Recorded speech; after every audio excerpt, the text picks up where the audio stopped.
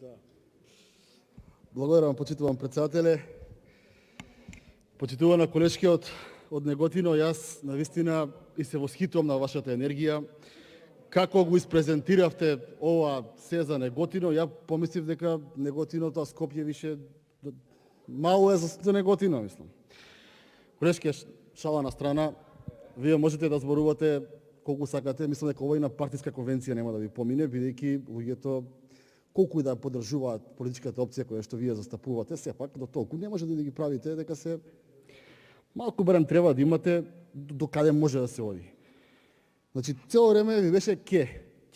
Значи колешки, ќе е идно време од глаголот лаже. Ќе е идно време од глаголот лаже.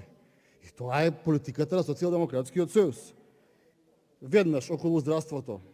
Ќе имало награди за здравствените работници. Колешке, вистината е дека пандемијата е од март, дека аплаудиравте во април, аплаудиравте докторите во мај, во јуни. Вистината е дека денес е ноември веќе, за утре е 1 ноември, ниту сестрите, ниту докторите немаат видено еден денар покачување. А вие упорно им аплаудирате и упорно им кажувате ке.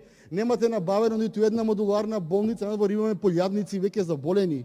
Секој ден имаме двоцифрена бројка на починати.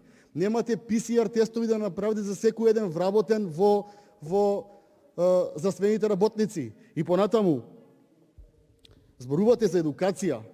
За едукација на здравствените работници земавте кредит од 90 милиони евра и го гласавме овдека. А едукацијата таа што ви ја води, што ви е главна личност, ви кажав и одговорница, се слика по скопски и струмички клубови, а членот на здравствената комисија и директорот за Центарот за јавно здравје во Скопје го гледате во вашиот популарен мош. Убава енергијата, колешке. Убава е таа енергија, ама вистината не е таква. Дај Боже да беше таква вистината. Дај Боже Неготино да го препознаеше тоа што вие му го нудите, може би ќе победевте на претседателски на парламентарни избори, ама изгубивте. И вашите во Неготино не ви веруваат. И во тиквешијата, и за лозарите. Па кажете им на Неготино колку е средна цена на грозје во регионот. Кажете им колку им платите вие на лозарите. Се е тоа убаво таа енергија. Јас се на помислив, викам да не скрие на камера, ама вистина уживо смоделе. Па не можете така се однесувате. Не можете капиталните инвестиции 3 пати ги спомнувате. Народот треба да знае дека ова е втор ребаланс на буџет, дека со првиот ребаланс на буџет ги преполовивте капиталните инвестиции и сега со вториот уште 40, односно 22% ги намалувате. Па ако капитални инвестиции треба да знаеме дека се задачи кои што сами си ги задавате со тековниот буџет, од тоа што сами си го задавате 60% не го реализирате и после тоа ќе било. Да бидеме сериозни, сепак ова е собрание и на граѓаните им одлучуваме за нивната судбина. Благодарам.